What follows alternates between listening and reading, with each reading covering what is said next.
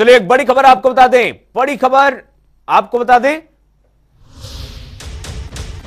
CM योगी आज नियुक्ति पत्र वितरित करेंगे। जी हां, 1395 प्रवक्ता और सहायक अध्यापकों को यह नियुक्ति पत्र मिलेंगे। लोकसभा के सभागार में 11 बजे इस कार्यक्रम का आयोजन है। टूरिज्म कॉन्क्लेव 2022 का समापन समारोह भी आज है। बता दें आपको, 37वें IATU के 3 दिवसीय वार्षिक सम्मेलन में आज सीएम योगी आदित्यनाथ शामिल होंगे और 1395 जो प्रवक्ता और सहायक हैं अध्यापकों को, उनको नियुक्ति पत्र मिलेगा। बड़ी खबर हम आपको बता रहे हैं, लखनऊ से सीधी बड़ी खबर हम आपको बता रहे हैं। 1395 प्रवक्ता सहायक अध्यापकों को यह पत्र मिलेंगे।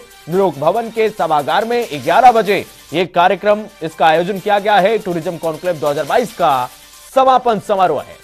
37वें IATU के 3 दिवसीय वार्षिक सम्मेलन में भी सीएम योगी आदित्यनाथ संबोधित करेंगे।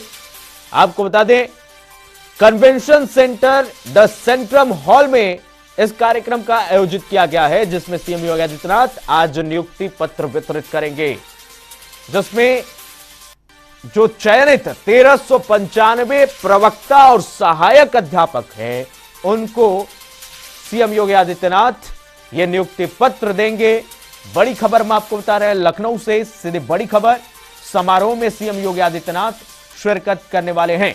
Convention centre the Centrum hotel में यह कार्यक्रम, इस कार्यक्रम का आयोजित किया गया है। सीएम योगी आदित्यनाथ के साथ तमाम कैबिनेट के मंत्री भी मौजूद रहेंगे। 1395 प्रवक्ता और सहायक अध्यापकों को नियुक्ति पत्र दिया जाएगा। और इसी खबर पर हमारे सहयोगी अनूप कुमार जुड़ चुके हैं फोन लाइन पर। अनूप, आज ये बड़ा कार्यक्रम होने वाला है। 1395 प्रवक्ता और सहायकों को नियुक्ति पत्र देंगे सीधे मुख्यमंत्री योगी आदित्यनाथ। सेवा आयोग द्वारा चयनित 1395 सहायक अध्यापक ऑब्लिक प्रवक्ताओं की को आज नियुक्ति पत्र वितरित किया जाएगा। निश्चित रूप से आज इन लोगों के लिए बहुत बड़ा दिन है, क्योंकि मुख्यमंत्री योगी आदित्यनाथ के सामने इनको नियुक्ति पत्र मिलेगा। निश्चित रूप से जिस तरीके से चाहे योगी वन सरकार की बात करें या योगी सरकार की बात करें, जो भी पारदर्शी तरीके से भर्ती हुई है उन पर योगी आदित्यनाथ खुद नियुक्ति पत्र के सामने देते हैं और अभ्यर्थियों से मुलाकात भी करते हैं और बातचीत करते हैं। क्या इस भर्ती प्रक्रिया में कोई धांधली तो नहीं हुई है, क्या कुछ पैसे से तो नहीं किसी ने ले लिए हैं। यानी पूरी तरीके से जिस तरीके से योगी आदित्यनाथ का एक सरकार का भी उद्देश्य है भ्रष्टाचार को मुक्त उत्तर प्रदेश को बनाना और जो भर्ती प्रक्रिया है उसमें पारदर्शिता दिखाना, इस पर पूरे तरीके से खुद मुख्यमंत्री योगी आदित्यनाथ नजर भी रखते हैं। और जब भी नियुक्ति पत्र वितरित होता है तब वो स्वयं अभ्यर्थियों से बात भी करते हैं, अभ्यर्थियों से संवाद भी करते हैं। दूसरी बात, उस समय इनका उद्बोधन भी होता है। संबोधन के बाद वो जिस तरीके से अभ्यर्थियों को एक तरीके से ऊर्जा भरते हैं कि किस तरीके से काम करना है और क्या कठिनाइयां भी आ सकती है, लेकिन फिर भी उसको किस तरीके से वहां पर बच्चों को पढ़ाना है। जैसे आज अभ्यर्थियों का जो चयन हुआ है सहायक अध्यापक पद पे, निश्चित रूप से किस तरीके से शिक्षा प्रणाली को आगे बढ़ाना है, क्योंकि शिक्षक एक बहुत बड़ी भूमिका अदा करता है समाज के लिए, शिक्षा विभाग के लिए। जो बच्चे पढ़ने आते हैं वो स्कूल से ही तमाम जो पदों पर बैठते हैं, तो एक बहुत बड़ी अहम जिम्मेदारी शिक्षक की होती है। शिक्षक की शीर्ष नेतृत्व पर पहुंचाता है। तो ये सब चीजें मुझे लगता है मुख्यमंत्री आज सहायक अध्यापकों से बात भी करेंगे और उनसे ये बताएंगे कि किस तरीके से शिक्षक का महत्व है और शिक्षा की नई प्रणाली है उसको किस तरीके से बेहतर बनाना है। पिछली सरकारों में भर्ती किस तरीके से होती थी, ये सब तमाम चीजों को लेकर आज बात भी करेंगे। और दूसरी बात, जब पारदर्शिता तरीके से अगर कोई भर्ती होती है तो उसमें काफी अभ्यर्थी ही वहां पर पहुंच पाते हैं, क्योंकि जब परीक्षा पास होने के बाद जो इंटरव्यू होता है उसके बाद फिर सरकार से जो परीक्षा में पास होने के बाद तब नियुक्ति पत्र मिलता है। यानी वो कई परीक्षाओं को पास होने के बाद अभ्यर्थी तब नियुक्ति पत्र पाता है। ऐसा नहीं, अगर भ्रष्टाचार रहित जो भर्तियां होती है उसमें मुझे लगता है योग्यता की कोई आवश्यकता नहीं पड़ती है, उसमें कुछ दूसरी चीज की आवश्यकता पड़ती है। तब वो जो अभ्यर्थी आते हैं तो अपनी सीट पर बैठते हैं, वो मुझे लगता है काम नहीं कुछ और भी करते हैं। तो ये सब चीजें इसलिए जो जिस तरीके से एक माहौल रहा है उसको संभालने के लिए, उसको प्राथमिक करने के लिए जो भर्ती प्रक्रिया है उसको पारदर्शिता बनाने के लिए और आने वाली सरकारों के लिए एक संदेश भी जाएगा। बिल्कुल।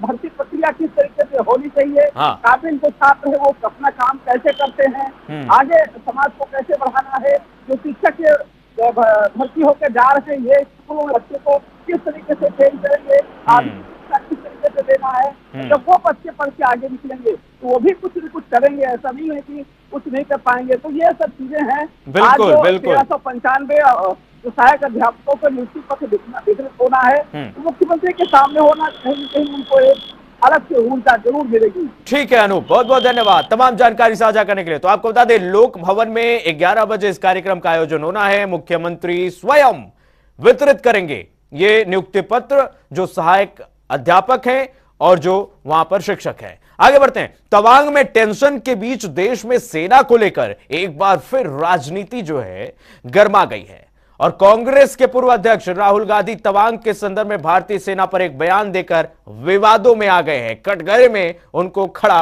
होना पड़ा है। उनका यह बयान राष्ट्र विरोधी तत्वों को प्रेरित करने वाला, जरा सुनिए। बचकाना और राष्ट्र विरोधी तत्वों को प्रेरित करने वाला अंतर्राष्ट्रीय स्तर पर भारत और भारत की बहादुर सेना को अपमानित करने वाला है। हम उनके इस बयान की निंदा करते हैं। ये बड़ा आश्चर्य है कि जब पूरी दुनिया और पूरा देश इस बात को कह रहा है कि भारत के बहादुर जवानों ने घुसपैठियों के कृत्यों को जहां नाकाम किया, वहीं साथ ही साथ भारत के उन बहादुर जवानों के शौर्य और पराक्रम का सम्मान करने की बजाय उन्हें कटघरे में खड़ा करना, मुझे लगता है कि यह कोई भी भारतीय स्वीकार नहीं करेगा। और ये पहली बार नहीं हुआ है। इससे पहले डोकलाम में भी जब घुसपैठ हुई थी, उस समय भी भारत के जवानों के शौर्य और पराक्रम का सम्मान करने की बजाय उस समय भी कांग्रेस पार्टी और श्री राहुल गांधी का एक चरित्र जग जाहिर था। और चलिए, एक अयोध्या से बड़ी खबर आ रही है। आपको बता दें, राम जन्मभूमि परिसर में बैठक, भवन निर्माण समिति की बैठक हुई है। बड़ी खबर हम आपको बता दें, राम जन्मभूमि परिसर में बैठक हुई है भवन निर्माण समिति की। आपको बता दें, समिति के चेयरमैन की अध्यक्षता में बैठक का आयोजन हुआ है। निर्माण कार्य को लेकर बातचीत इसमें होगी। ये बड़ी खबर हम आपको बता रहे हैं। राम जन्मभूमि परिसर में यह बैठक, अहम बैठक, जो भवन निर्माण हो रहा है, राम मंदिर निर्माण हो रहा है, उसको लेकर के रणनीतियां बनाई जाएंगी इस बैठक में। तो निर्माण कार्य को लेकर बातचीत की जाएगी। बड़ी खबर आपको बता दें, राम जन्मभूमि परिसर में यह बैठक, भवन निर्माण समिति की बैठक होने वाली है, जिसमें तमाम वो रणनीतियां बनाई जाएंगी कि किस तरीके से निर्माण कार्य को समुचित और जल्द ही उसको क्रिया में लाया जाए। इसको लेकर चेयरमैन की अध्यक्षता में यह बैठक होगी। बड़ी खबर हम आपको बता रहे हैं, निर्माण कार्य को लेकर बातचीत की जाएगी चेयरमैन की अध्यक्षता में। जो निर्माण समिति के चेयरमैन हैं, उनकी अध्यक्षता में बैठक होने वाली है और उसमें निर्माण कार्य को लेकर के बातचीत होगी। जो तमाम पदाधिकारी हैं उनसे बातचीत करेंगे, जो चेयरमैन के अध्यक्ष हैं। बड़ी खबर हम आपको बता रहे हैं, राम जन्मभूमि परिसर में यह अहम बैठक, बड़ी बैठक भवन निर्माण समिति की।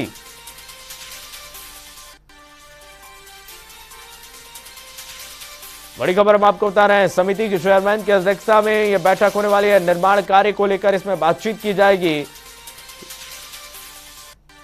भवन निर्माण समिति की यह बैठक होने वाली है।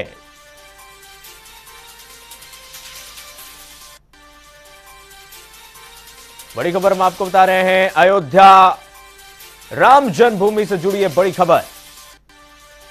भवन निर्माण समिति की अहम बैठक होने वाली है। बड़ी खबर हम आपको बता रहे हैं, समिति के चेयरमैन की अध्यक्षता में यह बैठक होगी, जिसमें निर्माण कार्य से जुड़ी सभी बातों पर चर्चा की जाएगी, उससे जुड़ी सभी प्रक्रियाओं पर चर्चा की जाएगी और उसको जल्द से जल्द ये निर्माण कार्य को पूरा किया जाए, उसको लेकर बातचीत संभव है इस अहम बैठक में। और इसी खबर पर हमारे साथ हमारे सहयोगी बीएस लाठी जुड़ चुके हैं तमाम जानकारी के साथ। बीएस, ये निर्माण कार्य को लेकर इस बैठक में बातचीत की जाएगी?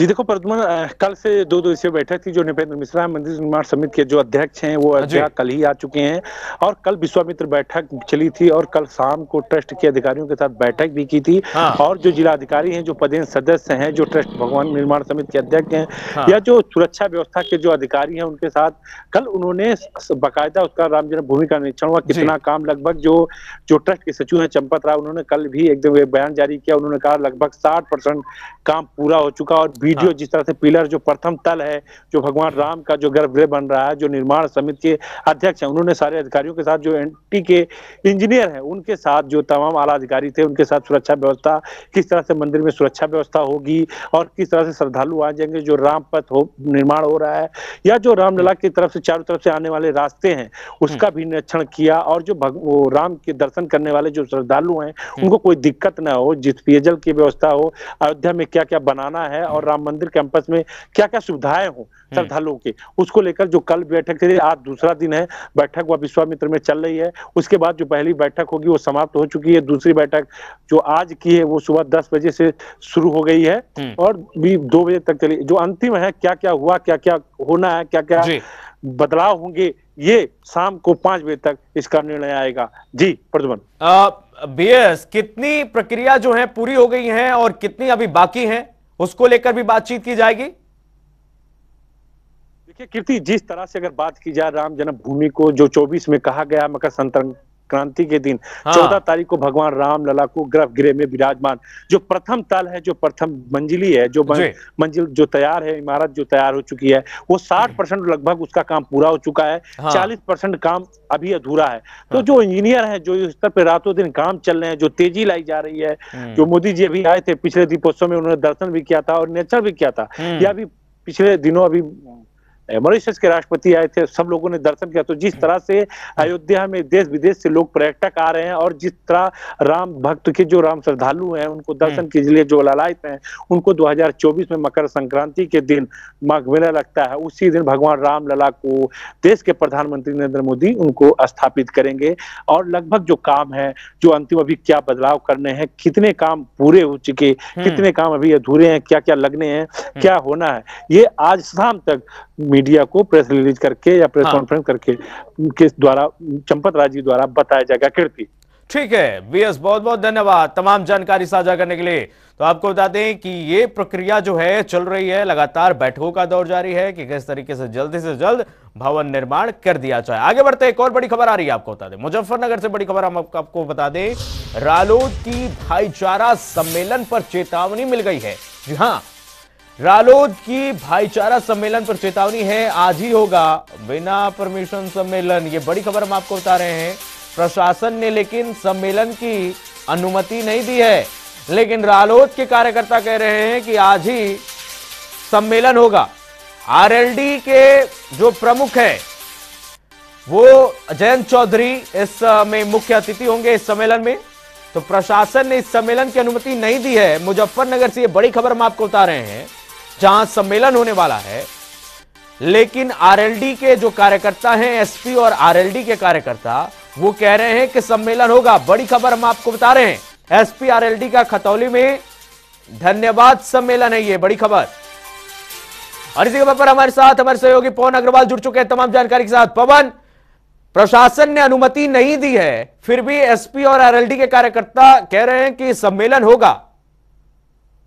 कीर्तिमान, मैं आपको बता दूं, आज भाईचारा सम्मेलन है गठबंधन खतौली विधानसभा चुनाव जीतने के बाद पहली बार, लेकिन देर रात तक कहनागामी चलती रही परमिशन को लेकर।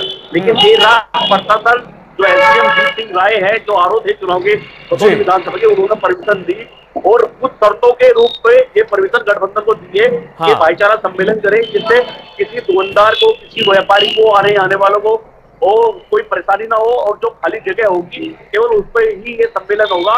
लोगों को हटाकर या लोगों की दुकानें हटाकर वो सम्मेलन, भाईचारा सम्मेलन नहीं करेगा गठबंधन। इसी को लेकर देर रात एसडीएम ने यह परमिशन दी है कीर्तिमान, और आज भाईचारा सम्मेलन है जहाँ राष्ट्रीय अध्यक्ष जयंत चौधरी पहुंचेंगे। ये 11 और 12 बजे के करीब इनका समय है। भाईचारा सम्मेलन का तैयारियां पूरी करनी चाहिए गठबंधन द्वारा, और अब कार्यकर्ता भी और पदाधिकारी भी पहुंचने शुरू हो गए हैं भाईचारा सम्मेलन के स्थल पर। कीर्तिमान पवन, तो सम्मेलन की अनुमति नहीं है तो क्या ये सम्मेलन करना गैर कानूनी नहीं होगा? नहीं कीर्तिमान, मैं आपको बता दूं, मैंने ये भी बताया देर रात तक परमिशन नहीं हुई थी, लेकिन देर रात एसडीएम तो खतौली विधानसभा के एसडीएम है, आरोपी थे चुनाव उसके चुनाव विधानसभा के, उन्होंने देर रात परमिशन दे दी, मतलब मिल गई है। ठीक है पवन, बहुत बहुत धन्यवाद तमाम जानकारी साझा करने के लिए। आपको बता दें परमिशन मिल गई है और अब एसपी और आरएलडी की जो सम्मेलन है वो होने वाली है यहां पर खतौली में। धन्यवाद सम्मेलन है, जनता को धन्यवाद करेंगे एसपी और आरएलडी के, जो समाजवादी पार्टी के कार्यकर्ता हैं उनको। और चलिए आगे बढ़ते हैं। नगर विकास और ऊर्जा मंत्री ए.के. शर्मा ने इस वर्ष माघ मेला को भव्य और दिव्य बनाने की कवायद शुरू कर दी है। उन्होंने कहा कि अगले हफ्ते से माघ मेला के लिए श्रद्धालुओं एवं पर्यटकों का प्रयागराज संगम में आना शुरू हो जाएगा। लोगों को वहां किसी भी प्रकार की परेशानी न हो, इसके लिए संपूर्ण तैयारी अभी से अच्छे से पूरी कर ली जाए। लोगों को परेशानियों से बचाने के लिए अत्याधुनिक तकनीक का प्रयोग किया जाए। पीने के पानी की सुचारू व्यवस्था हो, वाटर एटीएम भी लगाए जाएं। भीड़ और ट्रैफिक को मैनेज करने के लिए ICCC की व्यवस्था सही तरीके से संचालित हो, जिससे सूचनाओं के आदान प्रदान पर बेहतर कार्य हो सके। उन्होंने पूरा मेला क्षेत्र कई सेक्टर, जोन और सर्कल में बांटने के साथ ही सभी में आवश्यक सुविधाएं मुहैया कराने की भी आपको बता दें निर्देश दिए हैं। माघ मेला की हमारी व्यवस्था ऐसी हो, उन्होंने कहा कि हमारी संस्कृति अतिथि देवो भव का संदेश पूरी दुनिया में जाए। जरा सुनिए क्या कुछ कहा।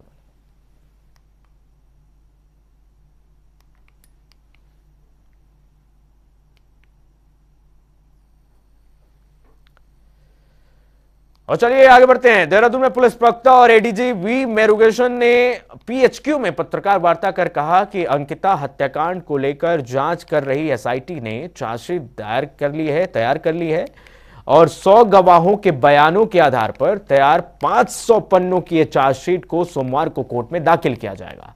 उन्होंने कहा कि 90 दिनों से पहले एसआईटी ने अंकिता हत्याकांड से जुड़े हर गवाह का बयान दर्ज किया है, जिसमें सबूतों को भी अच्छे से जांचा गया है।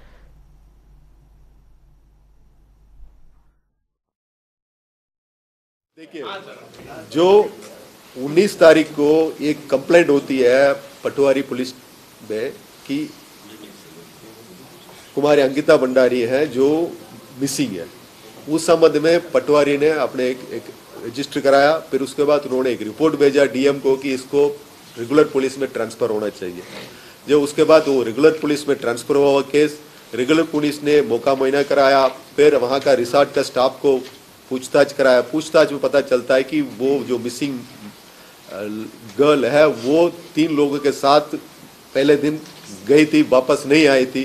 फिर उसके बाद उनसे 3 लोगों को कब्जा में ली गई, उनसे पूछताछ गहन से कराए गए, तो उस पर उन्होंने कबूला कि हमने धक्का दे दिया नहर पे। फिर उसके बाद उसी पे उनको 302 पे हमने रिमांड करा लिया। फिर हमने नहर में खोजबीन शुरू कराए, वहाँ पे एक डेड बॉडी महिला की मिली, लड़की की, तो उसको उनको परिजनों ने आइडेंटिफाई कराया कि हमारा बेटी है अंकिता भंडारी। फिर उसके बाद हमने पोस्टमार्टम कराए पैनल डॉक्टर से, तो पैनल डॉक्टर से भी पोस्टमार्टम रिपोर्ट भी आ गया। फिर उसके बाद हमने जो घटना पे मोबाइल फोन सीसीटीवी फुटेजेस है जहाँ पे भी है अवेलेबल, वो सारा हमने कलेक्ट कराया, उसको एनालाइज कराए गए। फिर जो भी विटनेसेस प्राइमरीली वहाँ पे थे उनको पूरा 164 भी हमने कराए जो कोर्ट के न्यायालय के सामने, वो सारा करके साक्ष्य पर्याप्त मिल गया। फिर हम 90 डेज के पहले हम चार्जशीट फाइल करने जा रहे हैं। और इसी खबर पर हमारे साथ हमारे सहयोगी विशाल जुड़ चुके हैं। विशाल, एसआईटी तत्पर हो गई है अंकिता हत्याकांड को लेकर के, क्या खबर है आपके पास? बिल्कुल, देखिए जैसे कि जिस तरह से बताया वी मुरुगेशन ने, और लगभग 86 दिनों के अंदर जो उन्होंने काम किया वो सभी उन्होंने बताया कि किस तरह से उन्होंने 500 पन्नों की जो चार्जशीट है वो पूरी तैयार कर ली है। हाँ। साथ ही 100 गवाहों के बयान भी इसमें दर्ज किए गए हैं, हाँ। जिनके बयान अब कोर्ट में भी होंगे, जी। और साथ ही 30 से ज्यादा ऐसे गवाह हैं जो कि काफी महत्वपूर्ण हैं। और ऐसे में देखिए, क्योंकि 22 सितंबर को जब इन आरोपियों को गिरफ्तार किया गया था तो लगभग अब दिन बढ़ते चले जा रहे थे, और अब जैसे कि देखिए 86 दिन हो गए थे उस बात को, और अब लग रहा था कि शायद ऐसे ही 2-3 महीने बीत गए, लेकिन अब सोमवार को एसआईटी ये जांच रिपोर्ट कोर्ट में पेश करेगी, जिसके बाद आरोपियों के खिलाफ कड़ी कार्रवाई और ज्यादा हो जाएगी। साथ ही अब 22 दिसंबर की क्योंकि डेट रखी गई है, नार्को टेक्स्ट पर भी सुनवाई होनी है, क्योंकि अंकिता केस में जो पुलिस है उसने मांग की थी कि जो इनका नार्को टेक्स्ट है वो होना चाहिए, ताकि हाँ। नार्को टेक्स्ट में वो चीजें सामने आ सके, वीआईपी का नाम सामने आ सके। तो कई सारी ऐसी चीजें थी जिन पर अभी चर्चा होनी बाकी है, और जिनसे कोर्ट से समय भी लिया गया है, और 22 दिसंबर को एक बार फिर सुनवाई भी होगी। जी विशाल, एक चीज इसमें ये अहम है कि जो एसआईटी ने चार्जशीट तैयार की है वो 100 गवाहों के आधार पर तैयार की है, तो ये अहम चार्जशीट हो जाती है जो अब पेश करेगी, दायर करेगी कोर्ट में एसआईटी। बिल्कुल साफ तौर से ये एक बड़ी महत्वपूर्ण चार्जशीट होने वाली है, क्योंकि देखिए 100 गवाहों के इसमें बयान भी दर्ज हैं, और जिस तरह से बताया जा रहा है हाँ। कि 30 से ज्यादा इसमें साक्ष्य भी जुटाए गए हैं, और अब जब सोमवार को ये न्यायालय में पेश होगी तो कई गवाह भी इसमें शामिल होंगे, जैसे कि अंकिता के जो दोस्त थे, अंकिता रिजोर्ट में अंकिता के साथ जो काम कर रहे थे वो कर्मचारी, अंकिता के पिता, या फिर जो पुलिस अधिकारी में पूरी जांच कर रहे हैं, वो सभी मौजूद होंगे, जो कि अपने बयान वहां पर दर्ज कराएंगे। और ये पहली चार्जशीट है जो कि 90 दिन के अंदर अंदर जा रही है। हो सकता है इसके नार्को टेस्ट के बाद एक बार फिर नई चार्जशीट तैयार हो, और दूसरी चार्जशीट भी जल्दी सरकार जो है या फिर पुलिस जो है वो कोर्ट में भेजने का काम करे। ठीक है विशाल, बहुत बहुत धन्यवाद तमाम जानकारी साझा करने के लिए। आपको बता दें, अंकिता हत्याकांड में अब एसआईटी जो है तत्पर हो गई है। एक और बड़ी खबर आपको बता दें, हल्द्वानी से बड़ी खबर आ रही है, गौला में शुरू नहीं हो पाया है खनन कार्य। अभी तक गौला में खनन कार्य शुरू नहीं हो पाया है, सरकार को इससे बहुत बड़ा नुकसान हो रहा है। ये बड़ी खबर हम आपको बता रहे हैं हल्द्वानी से, कारोबारियों के विरोध के चलते यह नुकसान हो रहा है। तो गौला में खनन कार्य नहीं शुरू होने की वजह से सरकार को, राज्य सरकार को बड़ा नुकसान हो रहा है राजस्व में। तो कारोबारियों के विरोध के चलते आपको बता दें, ये खनन कार्य रोका गया था, जिससे सरकार को बड़ा नुकसान हो रहा है। और फोन लाइन पे हमारे साथ इसी खबर पर लोकेश शर्मा जुड़ चुके हैं तमाम जानकारी के साथ। योगेश जुड़ चुके हैं। योगेश, ये गौला में खबर ये है कि अभी तक खनन कार्य शुरू नहीं हो पा रहा है। देखिए कीर्तिमान, साफ तौर से अक्टूबर से खनन कार्य शुरू हो जाता है प्रदेश में। हाँ। सभी नदियों में, चाहे वो गौला हो, नंदौर हो, कोसी हो, लेकिन गौला में 2 माह बाद भी अब तक खनन कार्य शुरू नहीं हो पाया है। खनन कारोबारियों की सबसे बड़ी ये मांग है कि एक प्रदेश एक रॉयल्टी की जाए, अलग अलग रॉयल्टी जो अलग अलग नदियों के लिए की गई है उसे खत्म किया जाए। उसको लेकर वो लंबे समय से आंदोलनरत है। सरकार से भी कई तरह की उनकी वार्ता हो चुकी है, और अभी तक इसका हल नहीं निकल पाया, जिससे रोजाना सरकार को भी करोड़ों के राजस्व का नुकसान हो रहा है। हाँ। लेकिन वन विभाग ने 8 गेट तो गौला के खोल दिए हैं, लेकिन अब तक उनसे निकासी शुरू नहीं हो पाई है। योगेश, ये कारोबारी जो हैं वो विरोध कर रहे हैं, क्या मामला है पूरा? देखिए, खनन कारोबारी इसलिए विरोध कर रहे हैं, उनका कहना है कि जो गौला में रॉयल्टी है वो कुछ महंगी है, और दूसरी नदियों में, चाहे वो नंदौर हो, दापका हो, शारदा हो, इन नदियों में रॉयल्टी कम है, जिस वजह से उनको महंगा माल खरीदना पड़ता है और उनका माल सही से बिक भी नहीं पाता है। इसलिए उनकी सबसे बड़ी मांग यह है कि एक प्रदेश एक रॉयल्टी की जाए, सभी नदियों में एक ही रॉयल्टी की जाए, जिससे उनको भी अपना कार्य करने में आसानी हो। तो प्रशासन क्या कर रहा है, क्या कह रहा है प्रशासन आगे? देखिए, कई दौर की प्रशासन से भी उनकी वार्ता हो चुकी है, लेकिन उनका साफ तौर से कहना है कि सरकार से जब ये आदेश हो जाएगा कि सभी नदियों में एक ही रॉयल्टी हो गई, उसके बाद वो खनन कार्य शुरू करेंगे। हालांकि वन निगम ने 8 निकासी गेट गौला के खोल दिए हैं, लेकिन खनन निकासी उनसे अभी भी खनन कारोबारियों ने नहीं की है। ठीक है योगेश, बहुत बहुत धन्यवाद तमाम जानकारी साझा करने के लिए। तो बड़ी खबर हम आपको बता रहे, गौला हो पा रहा है, आपको बता दें कारोबारियों के विरोध के चलते। चलिए फिलहाल के लिए बस इतना ही, खबरें लगातार जारी है, आप कहीं मत जाइए, देखते रहिए जनता टीवी।